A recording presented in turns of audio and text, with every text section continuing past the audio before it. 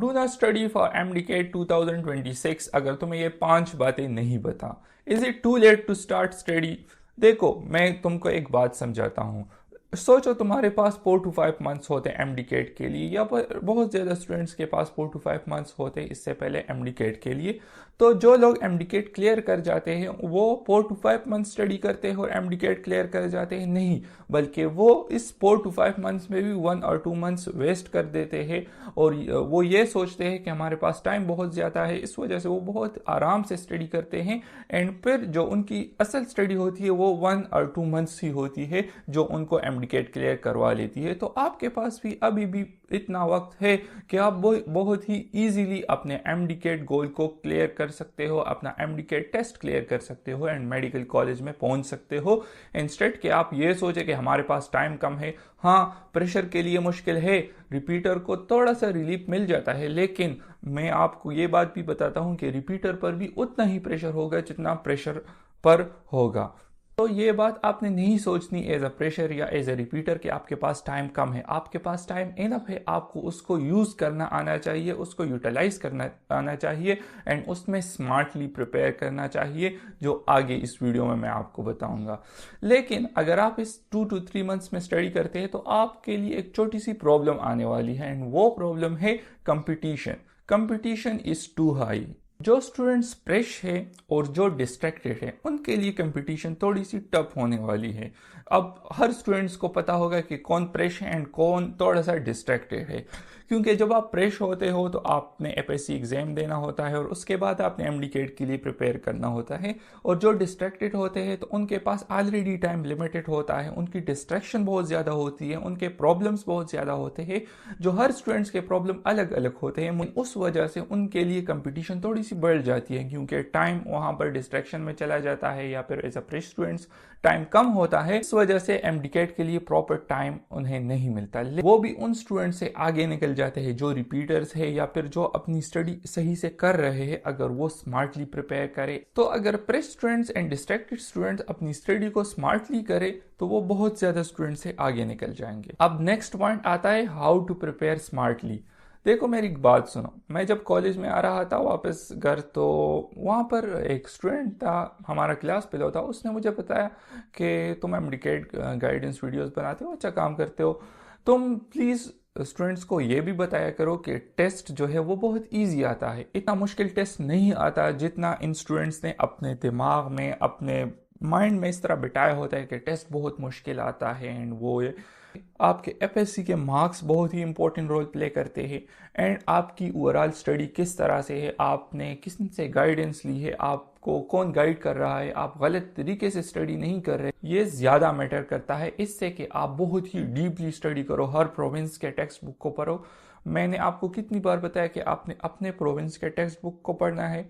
अभी नोट्स बनाने का टाइम, लेक्चर बनाने का टाइम उतना नहीं है, लेकिन अगर किसी के कॉन्सेप्ट वीक है तो वो स्पेसिफिक टॉपिक्स के लेक्चर देख सकता है। लेकिन मैं ये रिकमेंड नहीं करूँगा कि आप हर टॉपिक का हर लेक्चर देखो, क्योंकि अभी आपके पास 2 मंथ्स है एंड इन 2 मंथ्स में हमारे टाइम में होता है कि 1 महीने पहले हम रिवीजन स्टार्ट कर लेते थे, लेकिन अभी आपके पास टोटल 2 मंथ्स बाकी है। तो इस 2 मंथ्स में आप अपने वीक एरियाज पर फोकस करो। अगर आपने नोट्स नहीं बनाए तो अभी नोट्स बनाने का टाइम भी नहीं है, मैं ये आपको बताता हूँ, क्योंकि अगर आप नोट्स बनाएंगे तो आप इन 2 महीनों में इन 3-4 सब्जेक्ट्स के लिए सिर्फ नोट्स ही बनाते रह जाएंगे और उसको रिवाइज एंड उसको मेमोराइज करना आप के पास टाइम पर नहीं होगा। सो अगर आपने नोट्स भी बनाने हैं या लेक्चर बनाने हैं तो आपने स्पेसिफिक टॉपिक्स के बनाने हैं जो आपको मुश्किल लगते हैं एंड साथ में उसको बुक यूज़ करना है जो जिसके आपने नोट्स नहीं बनाए। मैंने आपको बहुत ज़्यादा वीडियोस में भी बताया है कि आपने अपने FSC में जो है वो नोट्स बनाने हैं अपने MDCAT के लिए। FSC के नोट्स को MDCAT के लिए इस्तेमाल करने की ज़रूरत नहीं है, लेकिन अगर आपके पास कोई और ऑप्शन नहीं है तो फिर आप यूज़ कर सकते हैं।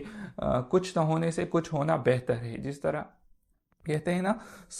और अगर बहुत ही ज़रूरी है MDCAT के नोट्स बनाना तो आप स्पेसिफिक टॉपिक के लेक्चर देख सकते हैं। सारे टॉपिक्स के लेक्चर नहीं देखने, जो इजी है आप उनको बुक से रीड करें या फिर अपने नोट से रीड करें।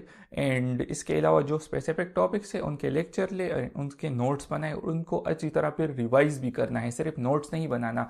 बहुत ही ज़्यादा स्टूडेंट्स ये मिस्टेक करते हैं कि वो नोट्स बहुत अच्छे बना लेते हैं, लेकिन फिर उनको सिर्फ एक बार पढ़ते हैं या 2 बार पढ़ते हैं और उनको अच्छे से मेमोराइज भी नहीं होते वो नोट्स, और अच्छे पढ़ते भी नहीं है। उनकी वजह से उनका कॉन्सेप्ट भी वीक हो जाता है, और जब एग्जाम के टाइम बैठते हैं तो सारी चीज़ें उनको अच्छी तरह याद नहीं होती, एंड वहाँ पर प्रॉब्लम उनके लिए हो जाती है। तो स्मार्टली आपने इस तरह प्रिपेयर करना है, स्पेसिफिक टॉपिक्स के लेक्चर देखने हैं, फिर स्पेसिफिक नोट्स बनाने हैं, एंड उसको फिर अच्छे से रिवाइज करना है, एंड एमसीक्यूज प्रैक्टिस करना है। अब एमसीक्यूज प्रैक्टिस के लिए एक इम्पॉर्टेंट बात कि एमसीक्यूज प्रैक्टिस आपने सिर्फ इस तरह नहीं करना कि अपने प्रैक्टिस बुक की जो है वो एमसीक्यूज प्रैक्टिस करने हैं। आपके इर्द गिर्द कुछ एकेडमीज होंगे, वहाँ पर संडे टेस्ट होंगे। आपने कोशिश करना है हर संडे वहाँ पर संडे टेस्ट दिया करे, इससे आपकी बहुत ज़्यादा फायदा होगा। आपको रियल टाइम में एग्जाम सॉल्व करने का तरीका आ जाएगा। सो अगर एमडीकेट का टाइम जो है वो 2 घंटे है या फिर 2.5 आवर्स है, तो आप उनसे 30 मिनट्स पहले अपने टेस्ट को क्लियर किया करो, अपने टेस्ट को सॉल्व किया करो। तो जब एमडीकेट का टाइम होगा, आपकी इतनी जो है वो एबिलिटी आप में आई होगी कि आप एमडीकेट के टेस्ट को जल्दी कर सकोगे। एंड दूसरे स्टूडेंट्स जब उनको 30-40 एमसीक्यूज बाकी रहेगा, आपने पूरे पेपर जो है वो सही किया होगा, और जब आप जो एमसीक्यूज आपको नहीं आते फिर आप बाद में उसको सॉल्व कर सकते हो। सो ये मस्ट आपने करना है कि संडे टेस्ट सॉल्व करनी है, लेकिन एक एकेडमी के संडे टेस्ट भी सॉल्व नहीं करनी। अपने प्रोविंस के, आप जिस भी प्रोविंस के हो, उनके टॉप के 3 एकेडमीज के संडे टेस्ट आपने सॉल्व करने हैं। अब एक एकेडमी के संडे टेस्ट के लिए आपने जाना है, एंड दूसरे एकेडमी के जो संडे टेस्ट है आपने वो पीडीएफ से सॉल्व करने हैं या फिर आपने लिए प्रिंट कराने हैं एंड सॉल्व करने हैं। सो आपने संडे टेस्ट सॉल्व करने हैं एमसीक्यूज प्रैक्टिस में, अपने प्रैक्टिस बुक पर फोकस करनी है। एंड जो एमसीक्यूज आपसे गलत होते हो उसको 2-3 दिन बाद या 1 हफ्ते बाद फिर से सॉल्व करें कि फिर वो एमसीक्यूज आपको आते हैं या फिर वही ऐसे ही गलत होते हैं। एंड जो एमसीक्यूज आपसे गलत होते हैं उनके टाइप पर फोकस करें कि वो कौन से टाइप के एमसीक्यूज आपसे गलत होते हैं, एंड उसको फिर ठीक करें।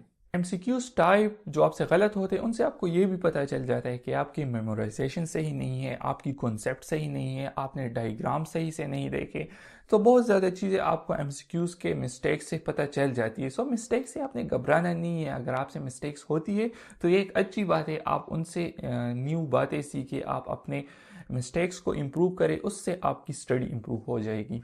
अब ये तो थी स्मार्टली स्टडी, लेकिन स्मार्टली स्टडी से भी एक इम्पॉर्टेंट फैक्टर आता है कि हमारे स्टूडेंट्स जो है वो क्या करते हैं कि हम ज़्यादा लेक्चर देख देंगे एंड सेल्फ स्टडी बहुत कम करेंगे, जबकि करना उनको उलट चाहिए। आपने सेल्फ स्टडी जो है वो ज़्यादा करनी है एंड लेक्चर्स कम देखने हैं। अगर लेक्चर आप 1-2 घंटे देखते हैं तो सेल्फ स्टडी आपने 3-4 घंटे करनी है। उन लेक्चर को एनालाइज करना है, उन कॉन्सेप्ट को एक दूसरे के साथ कनेक्ट करना है, उन कॉन्सेप्ट को एनालाइज करना है, और फिर से वो लेक्चर अपने माइंड में लाना है कि क्या क्या बातें जो टीचर ने हमें बताई एंड कौन कौन सी बातें अब मुझे नहीं आती, एंड कौन कौन सी बातें जो है इनसे एमसीक्यूज बनते हैं।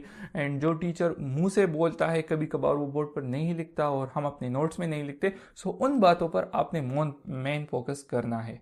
सेल्फ स्टडी आपने ज़्यादा करनी है, लेक्चर्स कम देखने हैं। कोई टीचर, कोई एकेडमी आपको एमडीकेट क्लियर नहीं करा सकती। सिर्फ आप अपनी सेल्फ स्टडी से, अपनी ग्रूमिंग से, अपनी इम्प्रूवमेंट से जो है टेस्ट क्लियर करवा सकते हो, ना कि कोई टीचर, कोई लेक्चर, कोई एकेडमी आएगी और आपको टेस्ट क्लियर कराएगी। आपने खुद पर यकीन करना है, खुद ही टेस्ट को क्लियर करना है। किसी में कोई एबिलिटी नहीं है कि आपको एमडीकेट क्लियर कराए। राइट गाइडेंस से एंड राइट स्ट्रेटजी से आप एमडीकेट को इजीली क्लियर कर सकते हो। अब आपको ये भी बात समझ आ गई कि सेल्फ स्टडी आपके लिए इंपॉर्टेंट है, तो अब आपके पास 2 मंथ्स से, एंड इस 2 मंथ्स में आप अगर एक इम्पॉर्टेंट काम कर सकते हो तो वो है सेव यूर टाइम। आप अपना टाइम बचा सकते हो। टाइम आप किस तरह बचा सकते हो? आप एकेडमी के लिए जाते हो, सो आपके बहुत ज़्यादा टाइम वेस्ट होते हैं। फिजिकल एकेडमी में बहुत ज़्यादा टाइम वेस्ट होता है। अगर फिजिकल एकेडमी के टीचर अच्छे नहीं हैं, आपको लेक्चर समझ नहीं आती, तो यूट्यूब पर मैंने आपको बहुत ज़्यादा प्री लेक्चर्स बताए हैं जो मैंने खुद यूज़ किए हैं। मैं वो चीज़ें आपको बताता हूँ जो मैं खुद यूज़ करता हूँ, जो मैं खुद अपनी स्टडी में अप्लाई करता हूँ, वो चीज़ें मैं आपके साथ शेयर करता हूँ, कोई दूसरी चीज़ें नहीं। आपने वो यूट्यूब लेक्चर्स देखने हैं अगर आपके एकेडमी के टीचर। इससे आपका टाइम भी बच जाएगा, आपके एकेडमी जाने की जो पैसे हैं या फिर टाइम जो इम्पोर्टेंट है अभी आपके लिए, वो आपके पास बच जाएगा एंड उसमें आप और अच्छे से स्टडी कर सकते हो।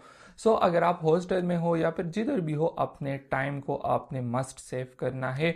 छोटी छोटी चीज़ों में टाइम आपने सेव करना है एंड उससे बहुत ज़्यादा टाइम आपके लिए बच हो जाएगा। अपने टाइम को सेव करते हो तो आपने एक इम्पॉर्टेंट बात याद रखनी है, आपने अपने मिस्टेक्स पर फोकस करना है। अब मिस्टेक्स में इससे पहले मैंने आपको एमसीक्यूज में मिस्टेक्स के बारे में बताया। जो मिस्टेक्स के बारे में मैं आपको बताता हूँ कि आप अपनी स्टडी में कौन सी मिस्टेक्स करते हो। आप लेक्चर देखते हो, आपका माइंड जो है वो दूसरी जगह होता है, लेकिन सिर्फ आपकी आंखें जो है वो लेक्चर की तरफ होती है।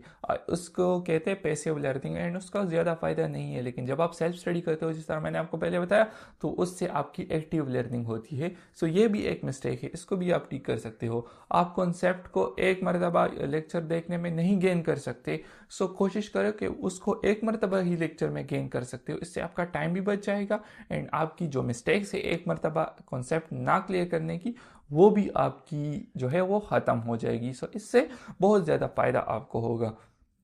इस तरह छोटी छोटी मिस्टेक्स जो आप करते हो उनको आपने ठीक करना है। एंड लास्ट इंपॉर्टेंट बात जो सबको मैं कहूँगा कि उनके लिए जानना बहुत ज़रूरी है कि आपने इन 2 मंथ्स में स्ट्रेस लेना है। अब उस स्ट्रेस की मैं बात नहीं कर रहा जिसकी वजह से आपकी स्टडी खराब हो सकती है, मैं उस स्ट्रेस की बात कर रहा हूँ जो आपको फ़ायदा दे सकती है। स्ट्रेस आपको फ़ायदा देती है? हाँ बिल्कुल, स्ट्रेस आपको फ़ायदा देती है। एक होता है एक्यूट स्ट्रेस एंड एक होता है क्रॉनिक स्ट्रेस। एक्यूट स्ट्रेस में क्या होता है कि हमारी बॉडी जो है वो थोड़े टाइम के लिए टेंस हो जाती है एंड उस वजह से हमारा माइंड में एक हार्मोन है कोर्टिसोल, वो रिलीज हो जाता है एंड कोर्टिसोल हमारे ब्लड शुगर को, हमारे ब्लड में शुगर होता है और शुगर क्या करता है, हमें एनर्जी प्रोवाइड करता है। तो वो कोर्टिसोल हार्मोन एक्यूट स्ट्रेस की वजह से जो रिलीज होता है हमारे बॉडी में ब्लड शुगर बढ़ाता है एंड ब्लड शुगर से हम में एनर्जी आती है।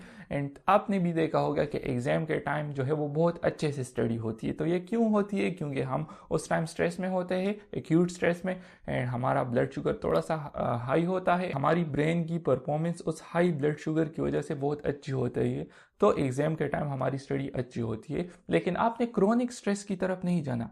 आपने एक्यूट स्ट्रेस लिया, उसके बाद आप ने रिलैक्स करना है, आपने अपनी नींद पूरी करनी है, आपने वॉक के लिए जाना है, एक्सरसाइज करना है। उससे जो आपकी स्ट्रेस है उससे रिकवरी भी होगी। आपने स्ट्रेस से अपना काम भी ले लिया, उसके बाद अपने बॉडी को रिकवर भी कर लिया। इस जब आप स्ट्रेस के बाद रिकवरी करते हो तो आप क्रॉनिक स्ट्रेस में नहीं जाते हो। क्रॉनिक स्ट्रेस में जब हम बॉडी हर टाइम जो है वो स्ट्रेस में होती है, तो उस वजह से हमारी बॉडी इफेक्ट होती है, हमारी लर्निंग इफेक्ट होती है, हमारी हिप्पोकैम्पस की जो मेमोरी है वो वीक हो जाती है एंड क्रॉनिक स्ट्रेस के इफेक्ट जो है वो स्टडी पर बहुत ही ख़राब है। एक्यूट स्ट्रेस आपने लेना है, उसके बाद रिकवरी अपनी बॉडी के करनी है एंड अपने टाइम को सेव करना है। तो इस तरह आपकी प्रिपरेशन बहुत ही अच्छी हो जाएगी। आपको फिर से ये बात बताता हूँ कि आपने MD-CAT 2026 के लिए स्टडी नहीं करनी अगर ये 5 बातें आपके जहन में ना हो। See you in the next video. मुझे इसमें बताएं कि कौन सी नेक्स्ट वीडियो आपको चाहिए। अल्लाह हाफिज़।